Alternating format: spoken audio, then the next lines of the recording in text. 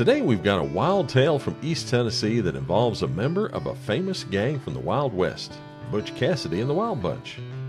This one was considered the wildest of that bunch, and what happened to him in Knoxville is another one of the stories of Appalachia.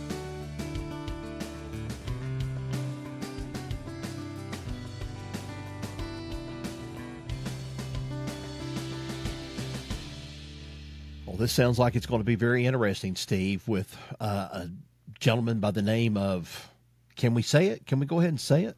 Sure, go ahead. Kid Curry. And he's not a boxer either. But, if you were one of these people out there that were listening to the podcast and you think that Butch Cassidy and the Sundance Kid was just simply Robert Redford and Paul Newman, no, you've got another thing coming to you. Okay, this really did happen. Butch Cassidy and the Sundance Kid, it really did happen. So let's get to this. And I mean, it's got Knoxville involved, of all things. It does indeed. A big connection with Appalachia. You know, this year we've come across a whole bunch of these outlaws, Wild West outlaws, that have been connected to Appalachia. So I guess we're just continuing the streak, as they say. Well, anyway, Harvey Alexander Logan, better known as Kid Curry, was born in 1867 in Richland Township in Iowa. Despite not being as famous as Butch Cassidy or as the Sundance Kid, the outlaws that he rode with, Kid Curry was a force to be reckoned with. And they say that he killed at least 9 law enforcement officers as an outlaw. After his mother died in 1876, young Harvey and his brothers moved to Missouri to live with their aunt.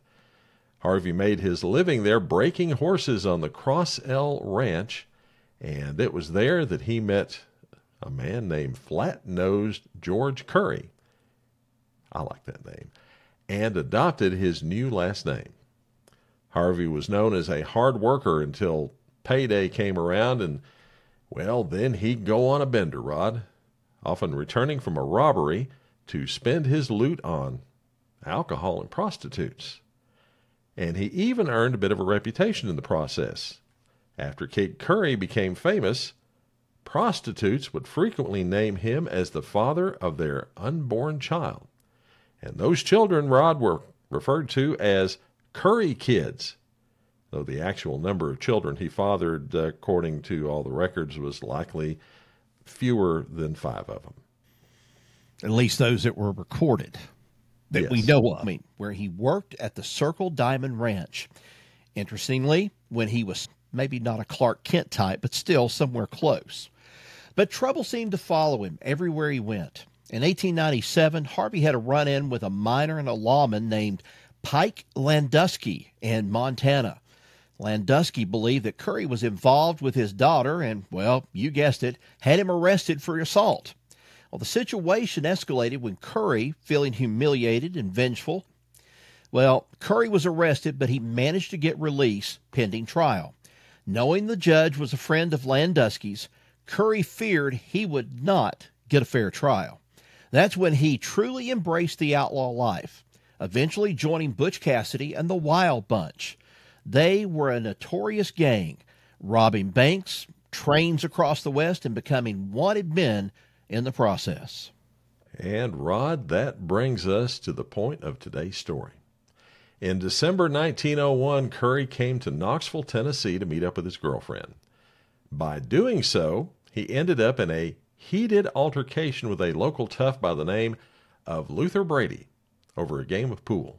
Now, you can imagine the scene, a smoky pool hall, tempers flaring, and, all hell breaks loose. Officers Robert Saylor and William Dinwiddie, doing their usual beat, walked in on this brawl. Little did they know that one of the men in this fight was the notorious Kid Curry himself. When they tried to intervene, Curry just basically shot and wounded both officers before making a dramatic escape out the back door, rolling down a hillside and into First Creek there in Knoxville. But his freedom was short-lived. Just 2 days later, a posse of armed farmers captured Kid Curry in Jefferson County. They brought him back to Knoxville, where his wounds were treated and he was jailed. Word spread fast, and soon thousands gathered to catch a glimpse of the infamous outlaw. And just think, those armed farmers caught him with pitchforks. No, I'm just joking. I'm making that up. But still, he had wounds that were treated. But he spent the next 18 months behind bars before being convicted. But Kid Curry wasn't the type to sit idly by and accept his fate. On June 27th, 1903, after his appeal was denied, he orchestrated a daring jailbreak. Using a wire from a broom handle, of all things, he managed to get a guard to come close enough to the cell and to get that wire around his neck. That must have been a pretty big wire, especially back in those days. Well, he then got the keys, retrieved a shoebox with 2 guns in it, and let himself out of jail. Then, in a bold move, Curry found Sheriff J.W. Fox's favorite mare and made his escape across the Gay Street Bridge. The horse was later found grazing in South Knoxville, but Kid Curry had vanished. Rumors swirled about a deputy taking a, get this, $8,000 bribe to aid his escape, but nothing was ever proven.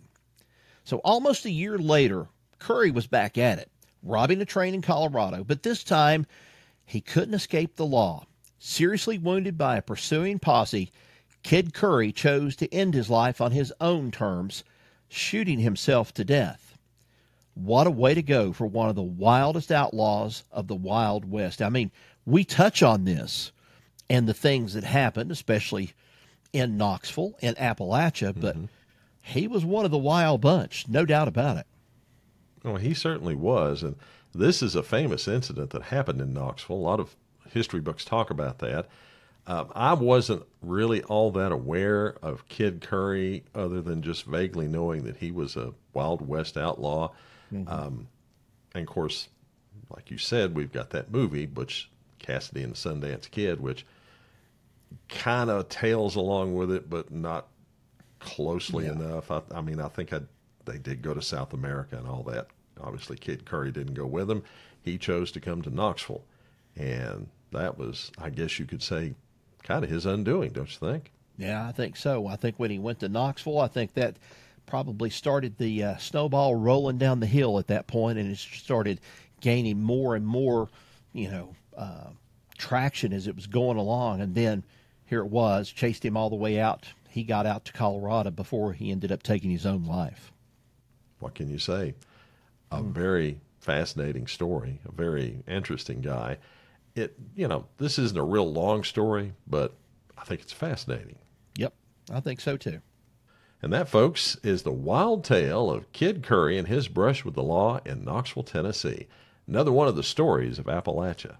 Thanks for listening.